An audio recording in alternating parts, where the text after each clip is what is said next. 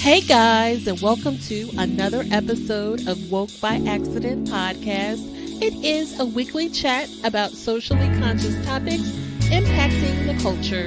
On this episode, we are joined by Trey Styles, author of Black Boy Arise, and the host of the Black Men Talk podcast.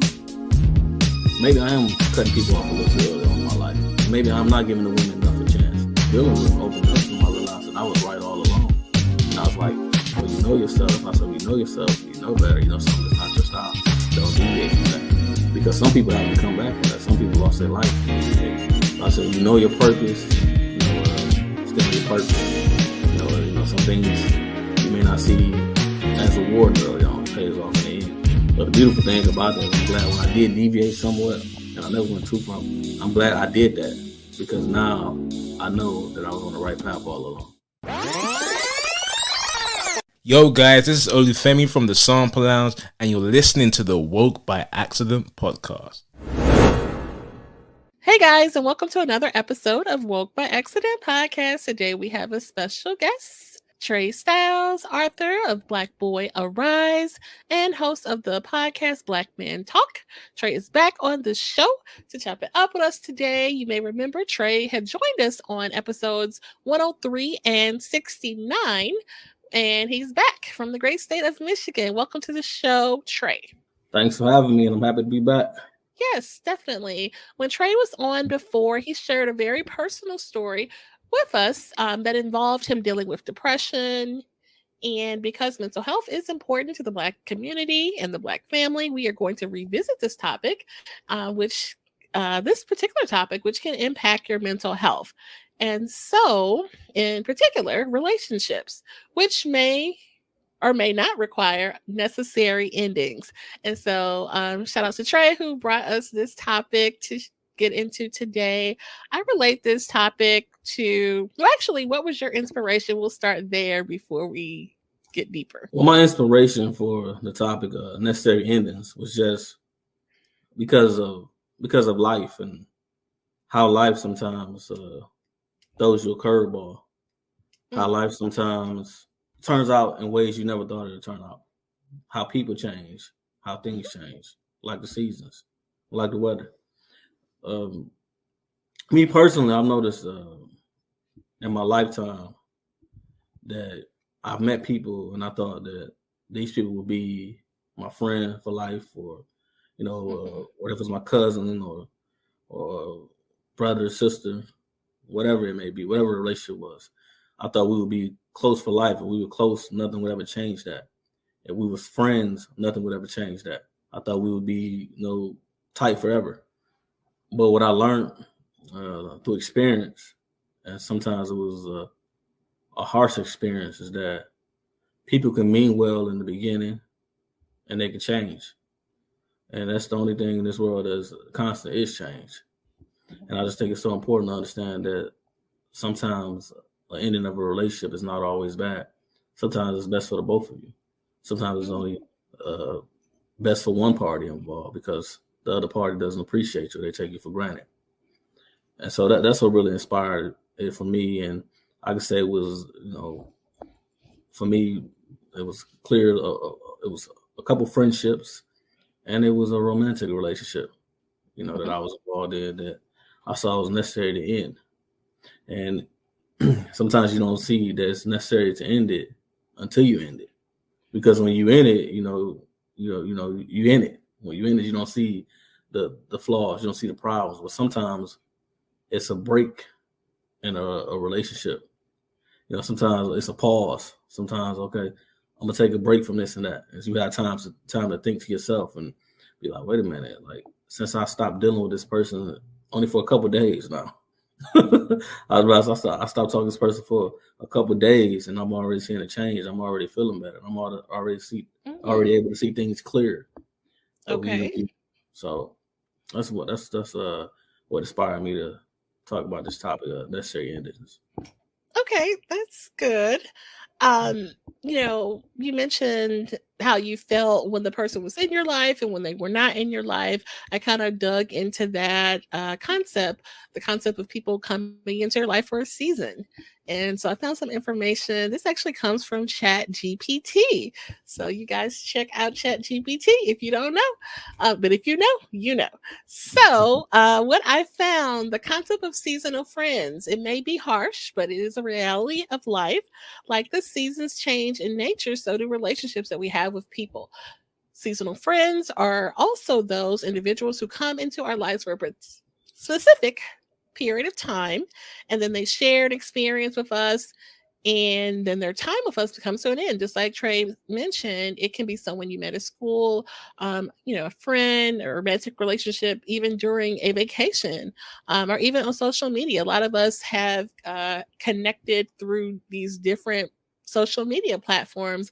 I know I've made some really, really great acquaintances and really folks who I call friends, on social media platforms. So these types of relationships could be seasonal. These friends may have been close to us during this season, but as soon as it ends, they gradually fade out of our lives. And this is from ChatGPT. It's important to understand that not everyone we meet is meant to stay in our lives forever. Some people come into our lives to teach us something new about ourselves or the world around us. They may help us grow in ways that we never thought possible or provide comfort during tough times. And then I found some other information from a yoga master, Ram Jain, and he likened these seasons of nature to these types of seasons emotional seasons. So according to him, the season of winter represents sadness, heartbreak, loneliness. The season of spring represents hope and new beginnings, opportunities. The season of summer represents signs of growth and need for protection and an abundance of distractions. Interesting. Shout out to those distractions, right? And then the season of fall represents successes and achievements and failures, which so I know a lot of people that are actually enjoying some personal successes, so shout out to those folks. And then just looking back, heartbreak, sadness, loneliness, sickness, these are things that we've all experienced. What do you think about those seasons and that concept of seasons? I think it's 100% because one of the most, I'm a fan of hip hop. One of my favorite artists of all time in hip hop is Tupac. But one I like the most right after him is like Nas. And one thing Nas said in the song was called The Message. He said, "A thug changes, love changes, and best friends become strangers." And what I love about that is because I've experienced all those things, and it's definitely it definitely is 100%. They say relationships can be seasonal. Because there's people I was just cool with in college at times. And like, I was like, okay, this is a real cool person, and you may have exchanged numbers and stuff like that and think, okay, we're going to be hanging out. We're going to be cool. But right after the semester's over, sometimes, you might call a few times, they may or may not answer. You may text a few times, they may or may not answer. And, you're like, okay, well, that was what it was. But I've had that happen. I've had that happen though. Just like people you studied with, like, we were cool. We were cool while we were there together. After that, everybody just went on with their life, and which sometimes makes you think, was it ever really, a real friendship or relationship? Maybe it was just, sometimes it was, you was there and they was there, and that was just what it was. Sometimes we think things are, more significant than what they really are. So the seasonal thing, I definitely get that. But I would say, like, when people say like seasonal, because I don't necessarily look at something seasonal when it's been somebody that's been in your life for years and years. To me, that's not seasonal. That's not seasonal. But someone who you meet, like, maybe a few months. It could be somebody you might have a fling with. Everybody out there, you could be a fling, a rendezvous, whatever it might be. It could be somebody you meet at work. Y'all cool. For a time being, somebody you meet at school, you meet at certain festivities you go to, you always see them, and you just be cool. I know people who went on trips, like on cruises, and they said they met these people that was from, I'm from Detroit. Let's say the people was from Chicago, and they exchanged numbers. It's like we exchanged numbers. We know we wasn't finna call each other, but we just did just because of So those relationships, like those type of things, are like seasonal to me, and that's definitely makes sense, but like relationships like that's more significant, even if it's a year relationship or a couple years, those are not what I call seasonal relationships. I think it's a little more deeper than that. Sometimes it's, people growing apart. Some people changing. Some people seeing people for who they really are. Some people realize this person was never really your friend. This person was never really in love with you, or this person never really cared. You was there because some of these people looked at you as prey, and they was predators, and they realized that they've been preying on people for so long, they saw you as easy prey. And the sad thing about that is you might have really meant well towards those people, but all along they're looking at you as a sucker because of your empathy. And one thing I had to learn, I always said, my empathy is my greatest strength and it's my greatest weakness. And one thing I had to do for years is I had to set up a lot more boundaries. And and for me personally, like in romantic relationships, friendships, you've known me for like a short time now. I would say about 2 years now, going on 2 years. And you can tell that, when I care about people, I care, just how things we talked about. But, a lot of people look at that as a weakness, just because you have compassion. Right. A lot of people look at you as a sucker because you're willing to help them. A lot of times we hear, women talk about their aspects of men trying to use, but I can tell you firsthand, women use men as well. Okay. So just to give you, a few examples, like I remember I was working at this job for a short time, and it was this lady I trained there. I had trained, working. I had only been there for a short time, but I trained her, and I was open. I helped her. I showed her the ropes and everything. I wasn't trying to hit on her. Didn't want nothing from her. Wasn't trying to be slick and try to play cool and get it. None of that. But I was helping her out, trained her and everything. And eventually one day she asked me, "Can I give her a ride home from work?" And I said, "Yeah, cool." So I took her home from work, and that was that. Took her home, took her home from work. Next day, she said, "Would you be able to take me home again?" I said, cool. So I noticed for probably like a week or two, she kept pulling that. So I said, So I said, so I basically had to cut that out. I had to cut that out. I had to cut that out because one thing I noticed is that I didn't want nothing from you and all that, but no, I'm just saying, no gas money was offered. No, it was just all, and I was going out of my way. No, I mean, that was ever. I didn't want. Let me clear, not sex, no sex. Didn't want that. But just so it wasn't that. It's like this is a person like, wow, because a user don't have no limits, So I'm like, because you saw me being nice, helping you at work, and you think like, okay, wait a minute now, you can't make this a habit now. I'm going way out. This wasn't never like, oh, let's get something to eat or let's run by the. No, it was just like, and then he's like, I'm like, wow, I'm like, so eventually I cut that out, and it's like she was angry at me. Like after that, we didn't speak no more at work, because I stopped that, when I had to learn that some people say, oh, that's, you probably did want. No, I really didn't. But it's just like some people look at your kindness as a weakness, and, like you gotta let people know, set boundaries of like, you're not finna use me, So and sometimes, that's one thing I had to learn just by being kind. Some people look at kindness, okay, this person is weak.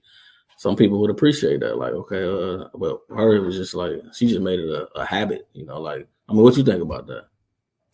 Yeah, I've had some coworkers. It wasn't, the other sex or anything like that. It was asked for rides, homes, and things like that. More than once or twice, it does kind of seem like, oh, okay, something's going on.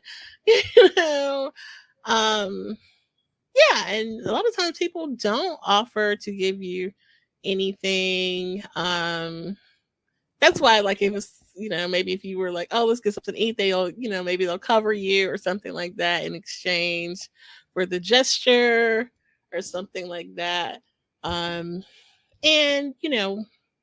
yeah, I mean, like you kind of give yourself like, okay, once, twice, fool me once, fool me twice type of thing. But yeah, I can relate to that. going back to, people coming into your life for seasons, I know that kind of reminds me of like making friends on the job. I've had a lot of girlfriends, acquaintances, sister friends that I've, acquired during different places of employment that I, spent time at. And I know one time I like cried real tears when it was like her last day. One lady that I was friends with, because I mean, you really do kind of, especially like being in corporate America as, you know, Black folks, it's kind of nice to have an ear or, a shoulder when you're kind of going through those kind of, just stresses or whatever that only other people that's in it can understand or what have you. And, so it's, yeah. And I remember thinking like, I'm up here crying like, like somebody going to war or something like that. It's like, oh, we can still be friends, but it's just not going to be the same because you used to like, I've had people like, we eat lunch together every day and like we have our whole little routine. And then, well, that was like pre-pandemic, you know what I mean? So the pandemic kind of changed all of that. I actually had a co-worker friend and we kind of experienced the pandemic together. So it was kind of like, okay, what is this thing? We got to come to work wearing these masks. And then it's like, going to you got some toilet paper? I found some toilet you know what I mean? When people was like, it was hard to find toilet paper and things like that. And let's go on our grocery run. And, they got, supply when the shelves were bare and things like that. So, going through things like that with certain people, you do build a bond, and then, people change jobs, and it's different now, for sure. Yeah. And I, in that aspect, I can understand with your friends, because you can still be friends, but this is somebody who like, we generally talk, but this is somebody who came in and like, I say seasonal, like, okay, it wasn't even friends. It wasn't really just co-workers, but you saw me and talking about you saw me talk. You heard me talk about a few things, and you made this a habit, and it's like, okay, I gotta end this, so because a user doesn't have limits. I even talk with people before I like, said no, I can't do that no more. And to make sure I wasn't tripping, make sure I was like, wait, man, you don't think I'm tripping? I'm like, no, I don't think you tripping. I was talking to my mom. She's like, well, you got to cut it out, because like his users don't have a limit, so you got to say. So sometimes I'm just making sure I'm not being a bad person or evil person. And that's something I had to learn through years too, that it doesn't make you a bad person when you set up boundaries. It doesn't make you a bad person when you say no, because people that don't say no, they get used all the time. And people that don't say no, they'll people still don't like those people either. So you never gonna do nothing. You're never gonna do nothing to make everybody like you. You have to be comfortable enough to know that there's some people that's not gonna like you. Some people don't like me because I'm Black. Some people don't like me because I'm a man. Some people don't like me because I'm a Black man. Some people don't like me because I want peace. Some people don't like me because I don't talk about my business with everybody. And you gotta be okay with that. You gotta everybody gotta find their community. And I just gotta realize those people are not a part of my community. And I don't mean community in the sense of necessarily being ethnic wise. I mean community as far as people I commune with, people I can grow with. So that's one of those things I realized that, you had to cut that off. And that's just one, that's like dealing with the opposite sex. I had, people I was friends with, like, brotherhood. And I had to realize that a person you think is your friend is not really your friend. And sometimes you see things through the years, but you want to see the good in people. Like you question yourself sometimes. And I think it stems from childhood, those wounds from childhood when you doubt yourself. You question things. Like maybe it's this, maybe it's that. And you got people that's gaslighting and playing games, making you think you're crazy. Like maybe you just think, you have people thinking like, okay, when you say it, that something they're doing that's bothering you, man, you being sensitive, man, you being weak, you be like, you a man, you supposed to you handle this and all that. So sometimes, like a lot of times as men, especially Black men, we be like, yeah, maybe I am tripping, man. Like it's not okay for us to have feelings, but we only human like everybody else. So I had to learn through some of these friends that sometimes these friends aren't really your friends, or they aren't the friend that you are to them. And in particular, like an incident, like I remember when a situation was, was going good for me after going through so much.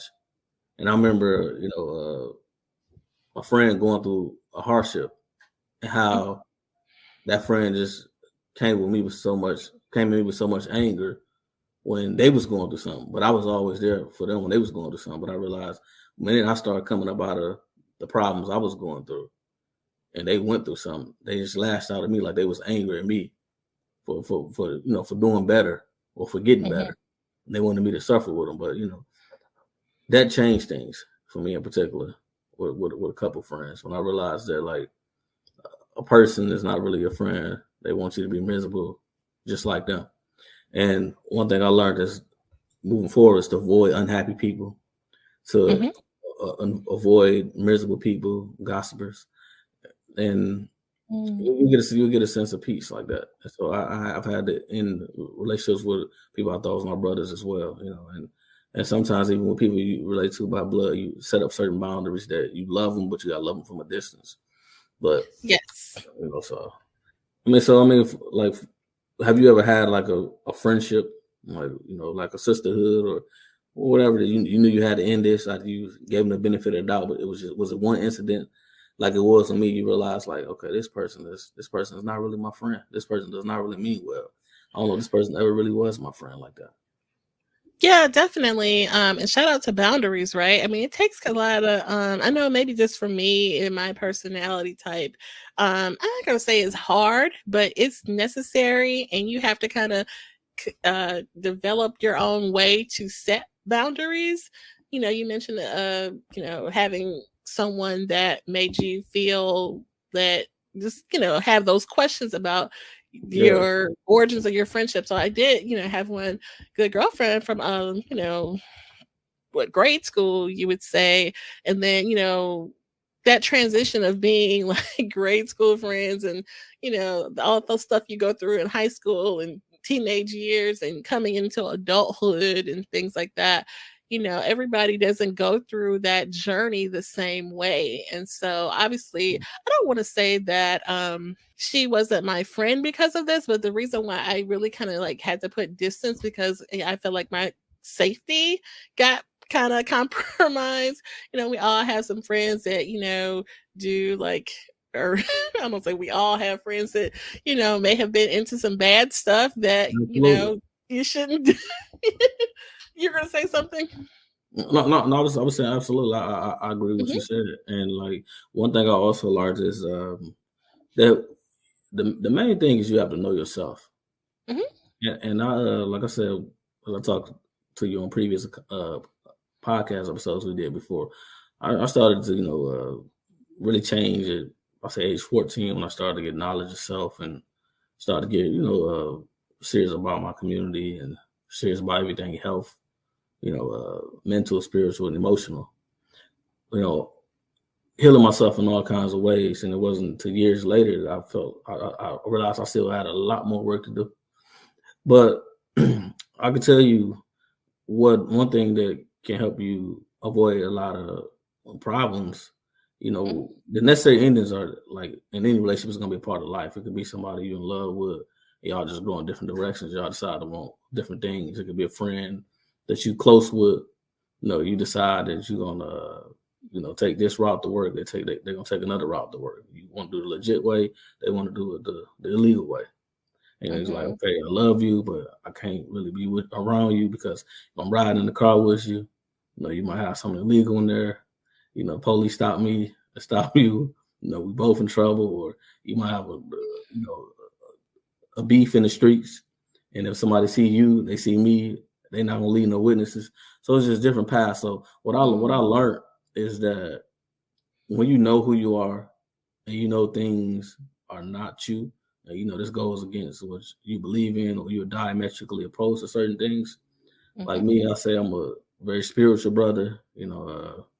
What I realize is that if I move a certain way, like if I say I'm not going to hang in a certain area because certain activity go on, and somebody tell me I'm acting soft, or a brother tell me, oh, you being too cautious, you being too, you acting like a sucker or something like that.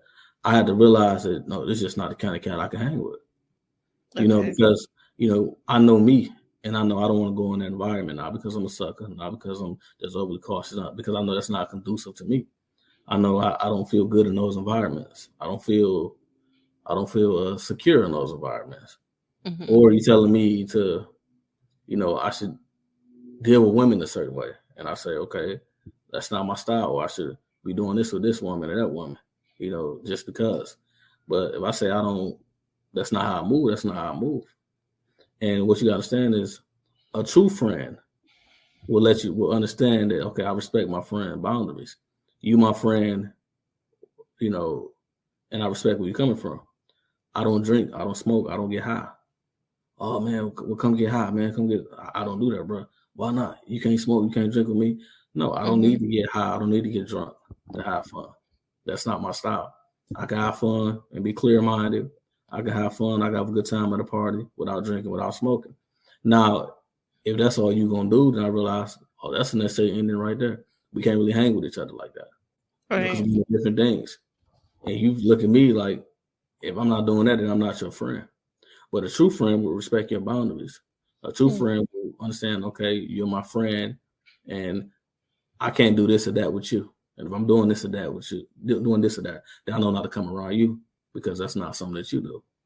So when you know yourself, when you know what you stand for, what you're about, and you got somebody trying to get you to deviate from that, excuse me, then that's probably one of those relationships that might require a necessary ending. Like, I'm about this, I'm not about that. I want to get mine the legit way. You getting yours the legal way. No, I'm not better than you. No, I'm not looking down on you. None of those things. It's just that's not my world. That's your world. So we just might have to go our separate ways.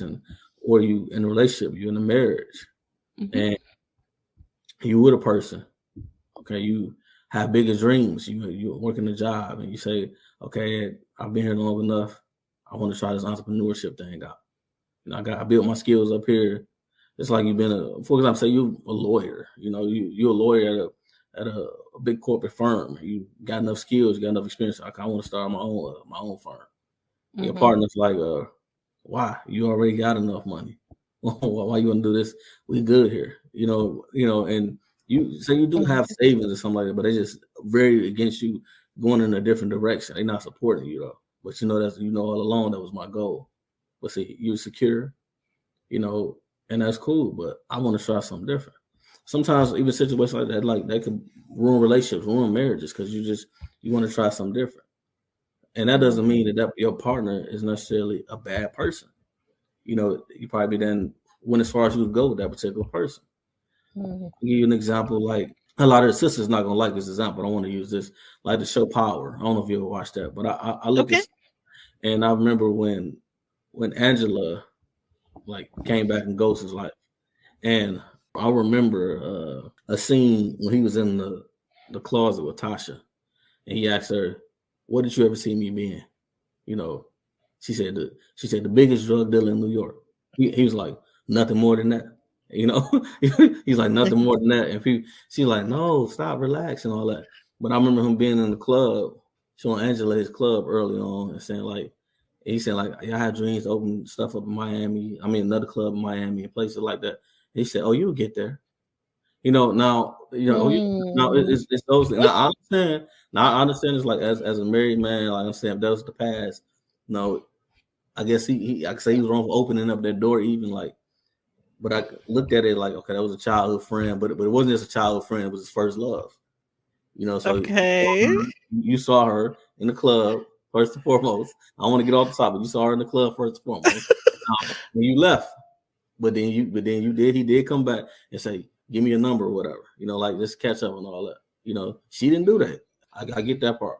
I'm just saying, we don't realize sometimes that the necessary endings are because something that's happening with one of the parties not growing and stuff like that. Because you have some men, I'm gonna say some men I know who will try to keep a woman's self-esteem low. They try to keep a woman's self-esteem low in order to keep her, thinking that'll make her stay. Okay, ain't nobody else gonna want you. But on the flip side, you make it easier for another man to come there and build your woman up and make her attractive to him. You know what I'm saying? So that happens. You think you keeping her self-esteem low to control? No, you actually making it easier for another man who come here and building her up and encouraging her to make her emotionally attached to you and emotionally attached to him. Now I'm kind of getting off the subject a little bit, but talking about but get back to power. But when he said that scene, like, okay, nothing more than that, and she said no, you know, it was like, how can I grow if my partner, how can I be with my partner if my partner doesn't see my vision or believe in me?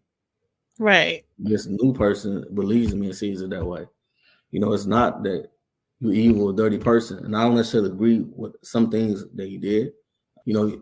When sometimes there's going to be endings in relationships. There's some people who be together for 20 years and then they reach that point where they say, like, man, we kind of like growing apart. We went as far as we could go. And that happens.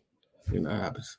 But what do you think about that? Like that scene in particular with Ghost and Tasha in the closet? Yeah, it was very telling because I want to say that was one of maybe the first or second episodes, kind of setting the scene for what's to come. Yeah, they go way back and they have history, but like you said, as you go through these different journeys in life, you evolve, and if your partner is not on the same page or doesn't see the vision for where you intend to take your journey, down the road, then it's a problem, for sure. And so, of course, honesty should be the best policy, and you should be open about these things. Like, hey, this, something ain't right. I can't do this no more.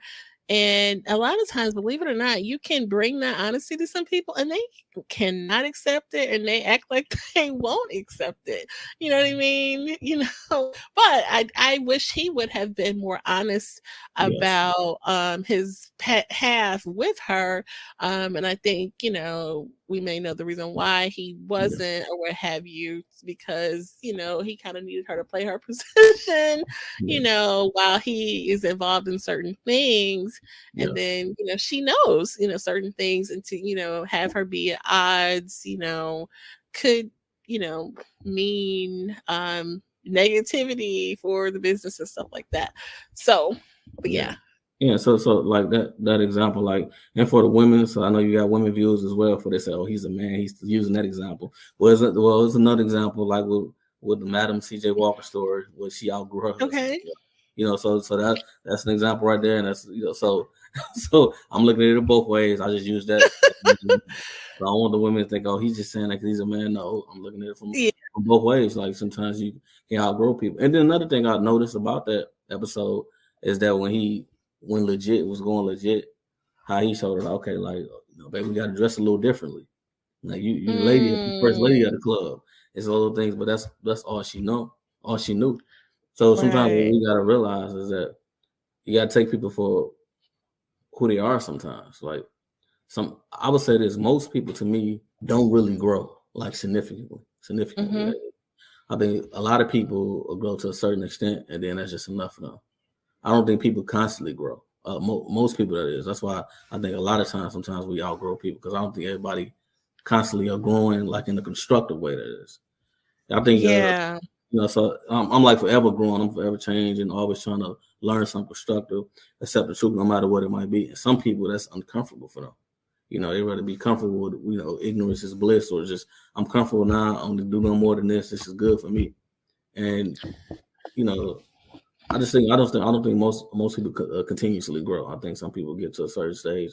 I know this and that's that. I'm grown now. I don't need to hear this. That they just close they mind to things. And my cousin told me when I was young, he said, once you cut people off, sometimes you cut yourself off. And he didn't mean he didn't mean like cutting people off like the bad people out your life. He said sometimes when you just like disregard people or just don't want to hear what they got to say or try to overtalk them. Sometimes you might be cutting your blessings out. Right. And like you said, that some people don't see anything further than what they already, have wrapped their mind around. Shout out to people who still believe and dream, at any age, you know what I mean? Or, change careers late in, life or whatever. I mean, look at Barack Obama, he finished college at a later point in his life than most people. Most people are in their 20s and things like that. He was late 30s, pursuing, college and, had a partner that understood that and supported him, as she, study, her studies too. They're at different stages in their life, but still, just being on the same wavelength with somebody just kind of shows you, what can happen, the greatness that, came later in his career, even as a writer, a speaker, even before the politics thing happened for him. So yeah, and there's a lot of artists and actresses and actors that have started their career, right at their 40s and things like that. So it's never too late. I always kind of say I wish I started this podcasting thing at a certain particular part in my life, but that's okay. You know what I mean? And I'm not done dreaming yet. So, shout out. Don't ever be. Yeah. And one more thing I wanted to say, like, because I use shows because I know we have like a similar audience in some respects. I use the shows because that's something we, people know about, and it's more find it more relatable. Okay, now I see what he's saying.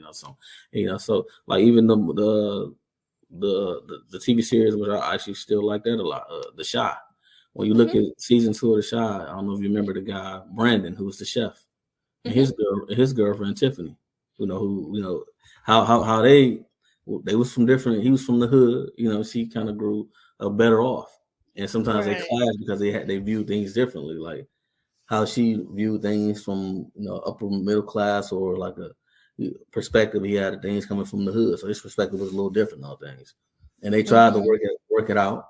They was trying to work it out, but eventually, what happened. It didn't really work out for those two. So I mean, like at least when the season was ending, like they paths was pretty much diverged. So it's just like, I mean, it happens. I mean, now and another example, a positive example, it's a black marriage. Black people that still marry a black man with a black woman. The director Ryan Coogler, the one created Fruitvale Station. He said when he was at school, he decided to, he was going to do a film school and everything, and his wife brought him the filming equipment. You know what I'm saying? So she invested in him. When he say she invested in him, and they still together doing their thing, and that brother's rich now. So, you know what I'm saying? So she believed in him. So, for him, like it probably don't make no sense for to have no other woman beside him but the woman that believed in him. Definitely. So, and that makes sense right there. So, that was not necessarily ending. That was that's a necessary continuation. True, but shout out to, like you mentioned, having those boundaries and knowing what your mission is and your journey is. If someone is not congruent with that, recognizing those things, and it's never too late to start over. If you have to pack a bag and roll out, you know what I mean, like do that. Sure. You gotta find your purpose, gotta find your mission, and everybody's mission and purpose is different. Some people will go out your life and never come back. Some people you might reconnect with later on. That happens with love. That happens with friendships. That happens with family. That's true. I had in our notes a segment to touch on, check on your strong friends and the importance of doing so, kind of a mental health check-in. What do you think about that? That's 100% again. Because I look at in particular in my life, I look at my mother, I look at both of my grandmothers in particular, and I just always know they was so giving to everybody. They were so always trying to be there, always trying to listen to their friends' problems, helping family members out, letting people move in, giving people food, just always doing things for people and caring about people. And I said, observing as a teenager, I said that I would never let people do me the way my mother and my grandmothers let people do them.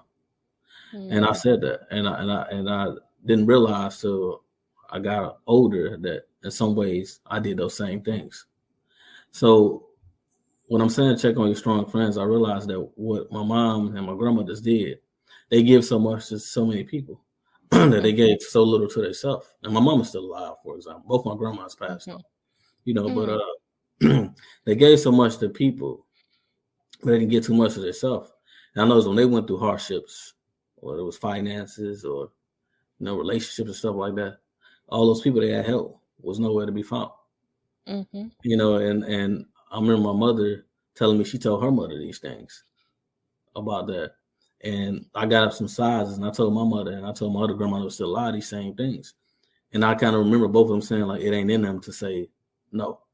I said, what you mean? You gotta have I know it ain't in me to say no. They'll say that, but then they back doing that. And what you realize is like when some of them got sick, a lot of people weren't there for them. When some of them went through hardships, you know, pain, you know, just needed somebody to talk to. Nobody was there. You know, they always had excuses. And so I said, when you the strong friend, you got to remember one thing. No matter how strong you are, everybody got a boiling point. Everybody got a breaking point. No matter how strong you are. And it's important for people that's always giving to people. Remember, first and foremost, you got to give to yourself. Because you give to all these people, then what you got to give to yourself. And you can't flourish when you got leeches on you. You know, you can't flourish. You can't pour from an empty cup either, right? Pour from an empty cup. You know, that's like trying to fill a cup up with a hole in it. Yes. You know, so I mean, you can't do that. So I tell anybody that's always giving and always trying to help people out, activists or people that's just big on family, you gotta have time for yourself and you gotta have time to rest and, you know, get relief. And it's okay to say no. And anybody that get mad about you telling them no, after you say yes all those time, they was never really your friend. They never really cared for you like that in the first place. You was just somebody they can use. You somebody they can manipulate. And people love you as long as they can use you. But when they don't need you no more, you probably won't hear from them no more. That's like you got some of these family members. You know, we grew up in the era of the Black community. We were on the age where we still grew up with that blood was sticking in water then. And I say this, my family is people that got my back. And I got their back, whether they blood or not. Relatives are people I'm just related to by blood. That's why. So I upset that I changed up that type of thing. The type of adages we was brought up on. If I got a friend that got my back, you know, more so than a blood relative, I'm gonna be there for that friend more. Now, when it change things with that friend changed up on me. Or if I'm like that with that friend, but when that friend relative who don't really care about them, you know, they help that friend more so they're willing to help me. That's when that changed with that friend. Okay, I see how you dealing with it. You still on the blood that's sticking in water, then. I'm not on that. I'm on who got my back, you know, whether they blood or not. So that changed how I would deal with them. But like with the strong friends, you know, I mean, you gotta have time for yourself. You know, a lot of therapists have therapists. And you wonder why a lot of therapists have therapists? Because they take on a lot of energy. You get all kind of energy you're dealing with. So you gotta have some kind of way to relieve yourself and get away. So that's like me. I'm a podcaster and everything, but sometimes I have to take breaks. You know, because life is me. You know, I'm not Superman. I'm only human, and that's what Black Man Talk is about. I say it's a place for Black men to be human, but all of us are human, and because all of us are human, we all need help because none of us made it alone. We all need somebody. Everybody needs somebody, no matter how strong you are. Definitely. I appreciate the messages that you shared on Black Men Talk and hope that you bring it back soon. It's really good platform there. Oh yeah, I'm back now though. I'm back. I just recently came. I'm back now though. Yeah. Good. Glad to hear that. As we round out our conversation, what are some good ways to deal or cope with? You mentioned taking a break. That could be one. You know, what are some other ways? Some good ways I would say is to get some sleep. I know some people don't understand that, but some of us been on the ground for so long, been working so hard for so long that we never get any rest. And people undermine how important rest is. It's so important. I know you hear the people saying, "I sleep when I die." No, I'm sleep while I'm alive too. I know that's the hustlers. You know, where they say, "Oh, I'm gonna sleep when I die, man. I'm gonna sleep." Okay, you sleep when you die, but when you die, I don't know if that's sleep. That's dead. Right. but I'm gonna sleep while I'm alive. You know, so I can be retooled and refueled and have energy to go off and, you know, be my best self. So I say sleep is very, very important. A lot of people running on fumes. That's why a lot of people antsy and angry and, all kind of reasons. So I think sleep is definitely one of those things. Also, I recommend is being around positive people. When I mean positive people, it's people that's always trying to do something constructive. People that's trying to do something meaningful. People who are trying to, let's say, make a living without trying to hurt people. Okay. Who trying to do things to make better humanity or better themselves, and they ain't trying to take advantage of people all the time. Because I think a lot of people use the word synonymously, like hustler. They use a hustler and a finesser is two different things to me. Like, a hustler is like I'm serious though. A hustler is somebody who I'm doing Lyft, I'm doing Uber. Aside from working my professional job, okay, I'm even making T-shirts on the side. Occasionally I sell hats, I sell candy, but then you got the finessers who might be doing some of these things, but they might have a friend that they're taking advantage of. Like, hey, look, man, I just need to, I need a few dollars because I ain't got no money right now. I just need a few dollars to get this or that. But they got it in their bank. They just don't want to spend their own money. Those type of people, like they you got people like that they finesser. You got people that know you love them. They know you their friend. They know you their brother. And you decide to help them with their business. And you think, okay, man, this is my friend, this is my sister, this is my brother. They won't do me wrong.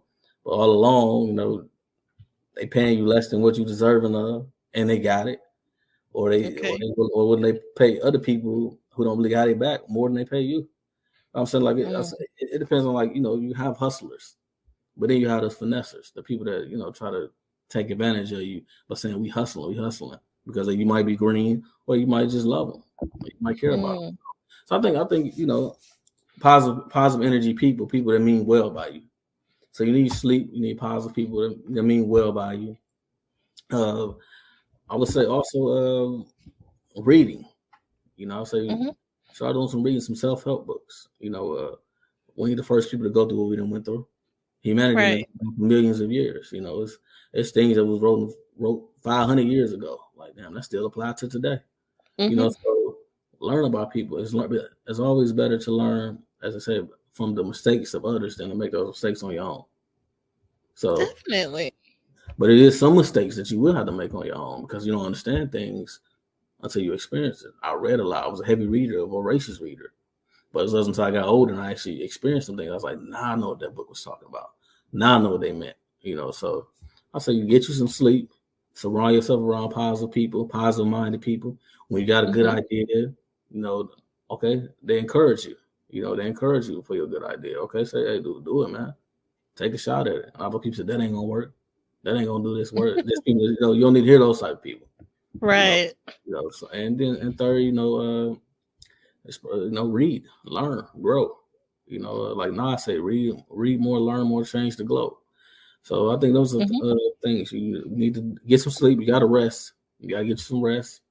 You got to have positive people around you. Good energy, because that's energy is so important because that's all we are anyway. We vessels. So you got to have good energy. And always continue to learn. Never stop learning. So those are some of the things I would learn to get weight. Oh, and probably more so anything, like it's therapy. Because I got therapy. Yeah. Therapy is essential. I did therapy for a whole year, and most likely I'm gonna go back. And I found it very very fulfilling because I was dealing with things subconsciously that I thought I wasn't dealing with no more. I thought I was healed. And I realized there were still things from my childhood that affected how I dealt with people in relationships, romantically, and in friendships and in family. It's times that I was thinking that I didn't care about being in a relationship with a lady because I said I'm good on my own. But then I realized I got in one, a serious one. I realized that I had wanted to be wanted, and without even realizing that, I was like, And then I look back at my childhood, I realized that I was always trying to heal the women in my family.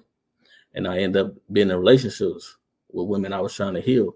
And a lot of them trying to, in the process of trying to heal them and make them better, not control them. I'm saying, like, make them better, encourage them to do great things and things they was, wanted to do. A lot of them end up hating me, and which was weird to me, so, and I realized that, like, through all that, like, it was me wanting to be wanted, wanting to be a part of something.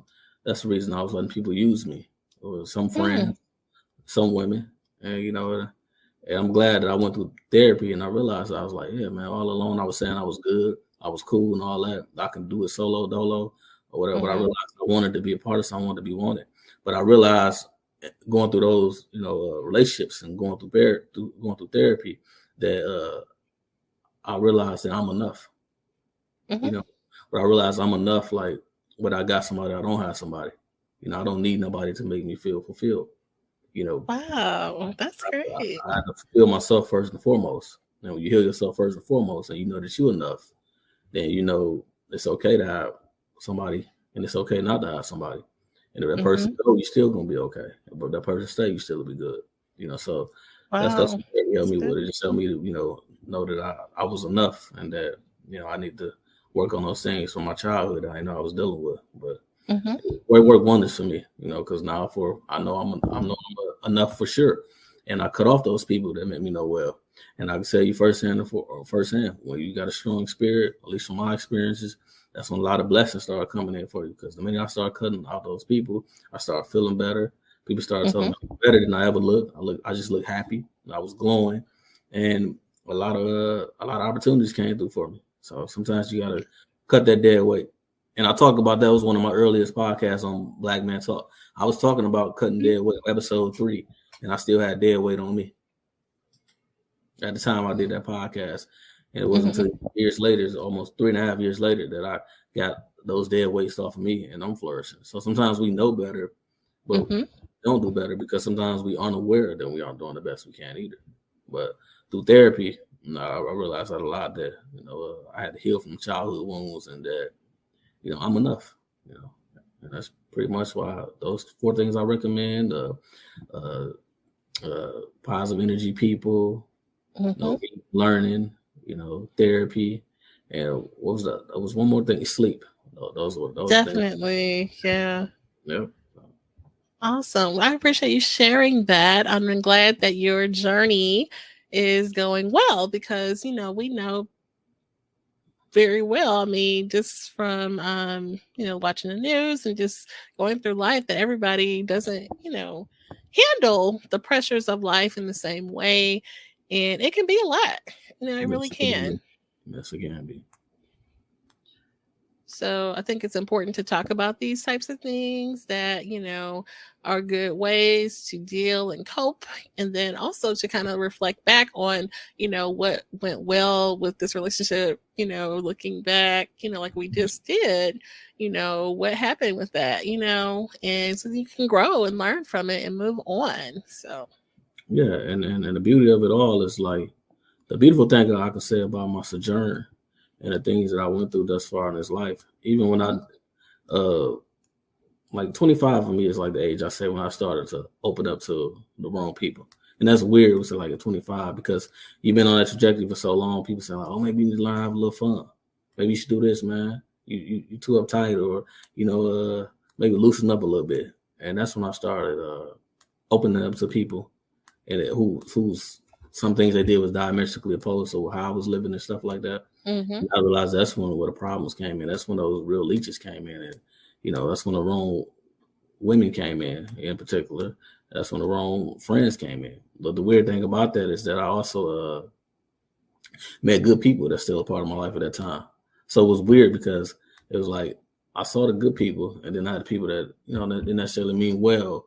And so it's kind of like you had the angel right here, or the God right here, and the devil on this side. And I knew what was right, but I said, people keep saying this, maybe I am cutting people off a little too early on in my life. Maybe maybe I'm not giving the women enough a chance. And then when I started dealing with them, opening up to them, I realized that I was right all along. And I was like, well, you know yourself. That's why I said, you know yourself, you know better, something that's not your style. Don't deviate from that. because some people haven't come back from that. Some people lost their life from deviating. Some people in Yes. prison for the rest of their life. So I said, you know your purpose, stay on your purpose. Some things you may not see as rewarding early on. It pays off in the end. So the beautiful thing about that is I'm glad when I did deviate somewhat, and I never went too far, but I did deviate somewhat. I'm glad I did that because now I know that I was on the right path all along. So, and I wouldn't have knew that if I never deviated from that. True, definitely. And you mentioned your platform, Black Man Talk. Tell us how people can find that, and then also remind us of your book project. And I know there's a new book project that's pending. You could share about that. Okay, all right. Thank you, Jen. Well, my podcast is called Black Man Talk. It's one word, not black men. It's Black Man Talk. One word. You can find it on YouTube. You can find it on Spotify. You can find it on other social media platforms as well. My book is called Black Boy Rise. It's a memoir about my life. I'm a Detroit native, a proud Detroit native, born and raised, and talks about my upbringing, in the city of Detroit and everything I went through, everything that a lot of men go through. Some things in there, some people say, I don't know if I would have told, but for me, it was therapeutic to put my life out there. It was therapeutic for me. And you'll find anything you really think of in that book about a young Black man growing up in the city of Detroit and dealing with all the tough things you have to deal with growing up in a city like that, in an environment like that. And I have a new book, that will be released this year. I have the name, but I don't want to release the name just yet, but it'll be my first novel. Okay. And I look forward to coming on here discussing it in the future with Jen, when it comes out. She supported me with my first book, my book, Black Boy Rise. But it'll be my first novel, and I think it's going to be something that's very relatable. It's something that, a lot of people could go through, and it's going to show what a person is made of, pretty much. So that's a little bit I can give you about the novel, but it'll be definitely out this year. Awesome. And so, I will have the link to where people can find the book. I see it's still out on Amazon. Just check that out. So I have my copy, and it's a good read. So we'll definitely share that link as well as the link to Black Man Talk. I'm sorry I said it wrong. So I'm glad that you'll be bringing that content back and bring back the Sisters Week. You're right. Okay. Well, that's going to be in the works, though. That's going to be in the works. Okay. I enjoyed that because it was important to have, the sisters on there. So that was cool. I feel about the sisters. I love y'all. You know that. Okay. So something to look forward to, guys. Anything else to share, Trey? No, just everybody is listening, and just know that the sky's the limit, and just know, like, for healing, just know that it's okay not to be okay sometimes. Just understand that internalizing everything is just like, okay, I can handle this, I can handle it, and especially for Black men and Black women, our people, because Black men and Black women, we definitely are each other's counterpart naturally. And Black women get caught up in the being a strong Black woman thing, the Amazon, I could do all this. And Black men get caught up in being this hardcore Black man, I don't need nobody, I can handle that. We both doing the same thing, but we realize that we need each other. Naturally, we need each other. And we need help. We need help. We need to support each other instead of competing with one another. But if you out there, just get healing. And just, even if you lie to everybody around you, at least when you lay down tonight, be real with yourself. Okay. That's what I'll just say. I love that. That's awesome. Definitely find your tribe, guys. It's some really, whatever your thing is, if it's thrifting or crafting, comic books, anime, whatever. There are other people who are really, going through that journey just as you are. And, even if it's through social media or virtually, or maybe right in your own town, you, can build community with these folks and, maybe learn some things and, bounce ideas off each other, things like that. So, yeah, for sure. I appreciate what Trey has shared. You're welcome here anytime. We look forward to your upcoming projects and just chopping it up again on some other things. So yeah, we'll be in touch. Yes. So we appreciate you guys for listening. If you made it this far, I always forget. Please subscribe, like, share, tell a friend. And we appreciate you guys for checking us out and supporting. So everybody take care. All right, peace. At this time, we're going to go ahead and conclude the episode. We greatly appreciate you listening. We invite you to follow us on social media. On Instagram, it is Woke by Accident Podcast. On Twitter, it is Woke by. On Facebook, it is Woke by Accident Podcast. We also have the new website up, www.wokebyaccident.net. Please check us out and also follow us on all of your favorite streaming platforms, and please leave a review and share feedback. You can also reach out by Gmail, wokebyaccident@gmail.com. And every time you listen, we appreciate it so much. Thank you for listening and take care.